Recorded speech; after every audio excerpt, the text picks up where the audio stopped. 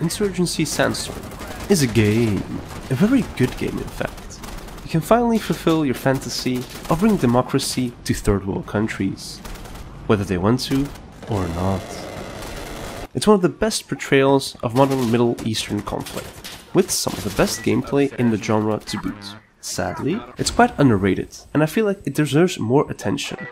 It does, however, have a bit of a special community. Allahu Akbar. Allahu Akbar. Allahu Akbar. Allahu Akbar.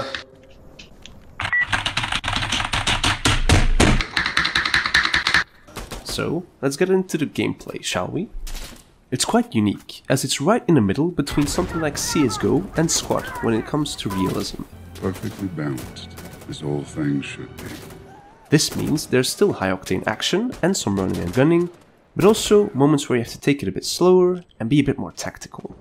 You'll almost always die in 1 or 2 shots, so there's also an element of brutality, especially with the great gore and dismemberment. Vehicle's up and running. Yo, holy shit, he dead! And yes, this game does have friendly fire.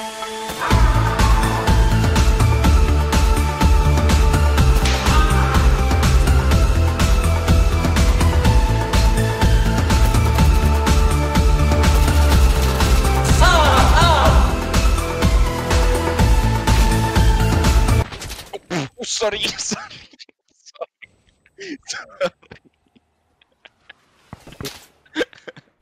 The movement and recoil are also very smooth, which enables you to control both very well. There are also small details, like being able to shoot faster by stopping and crouching immediately. And if you keep running and crouch, you slide, which can be used to go into cover. Now, what are some of the new features compared to the first game? Well, now you can quick reload, dropping your magazine, but being able to shoot again quicker. And toggleable sights, which is very useful on certain guns. They also added cars.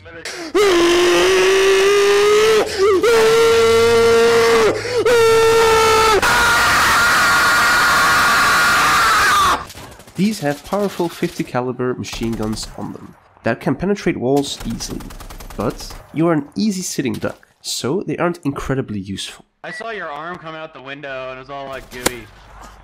They also expanded on their night map gameplay, with infrared laser sights and NVG point shooting.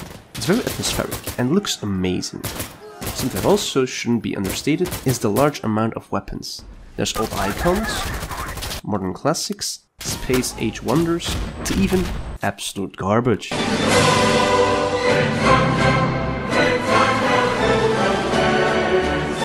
You can put quite a bit of attachments on them as well, which enables you to adapt them to your playstyle. All of this does require supply points, however, so you should balance them correctly. Maybe a smoke grenade would be more useful than a sight, for example. This allows the weapons and attachments to stay balanced, as more powerful weapons will cost more points and thus you can't have everything. There are 2 main game modes, co-op and versus. So let's go over co-op first. Hey, you! You're finally awake. You were trying to cross the border, right? It allows a bit more aggressive gameplay. However, the AI is incredibly weird. They're either oblivious to everything, or they one-tap you like John Wick. Overall, it's still very fun, especially since there's multiple game modes like Outpost or Hardcore Co-op.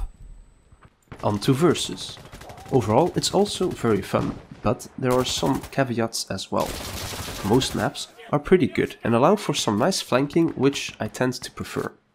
However, there are also some maps or objectives that are just terribly defensive. It's like pushing against a concrete wall, and unlike Rising Storm Vietnam, it's usually not really fun to do that. Luckily, there's also game modes that don't require a constant push on a certain objective. However, I feel like Push utilizes all of the mechanics in the game the best, especially the classes, as they all have a different job to do for a successful attack or defense. So let's go over them. The Rifleman is yet again the class you pick when all others are full.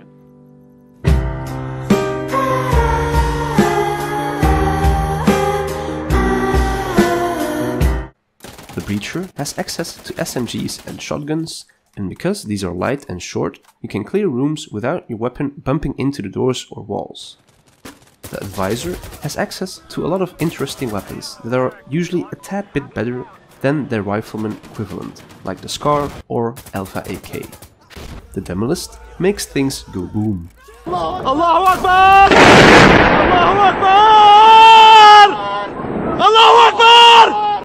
He's got an RPG, 40 mic launcher and C4 to his disposal, which makes him good at clearing the point from afar or blowing up the objective.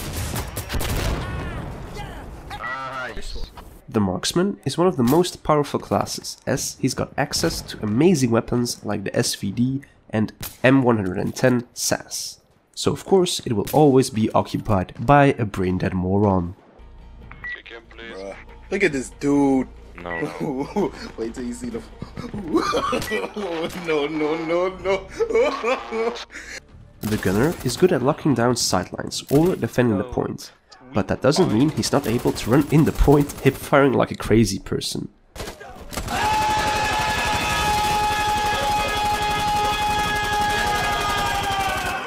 The Observer is needed to call in air support by the commander, so when you play as the commander, you better find yourself a simp to follow you around all the time. Fucking slaves, get your ass back here! You can call in smoke or explosive barrages and things like A10 Warthog support as security,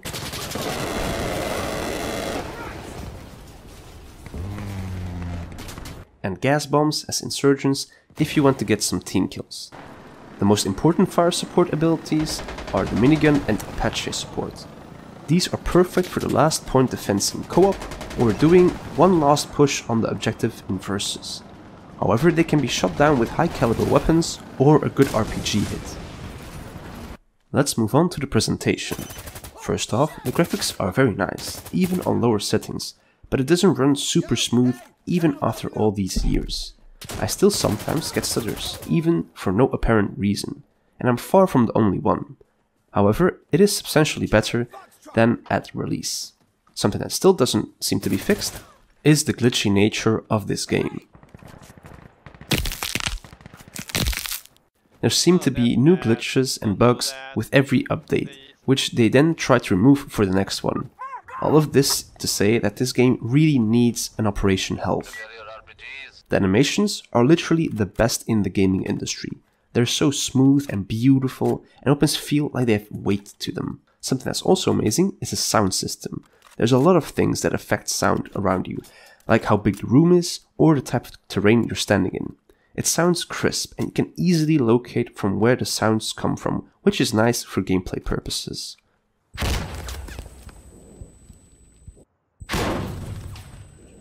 There's also a lot of customization options. Do you like what you see? And most of these are realistic. However, they've been adding DLC that aren't always that accurate and I feel like it's hurting the identity of the game. But luckily, most of the DLC are realistic and nice looking. I have another 2 YouTube channels to recommend, yet again. First off, there's 6 Snipes, for some weapon guides and general Sandstorm content. Then there is MGE Gibbs, for some very good gameplay and more guides.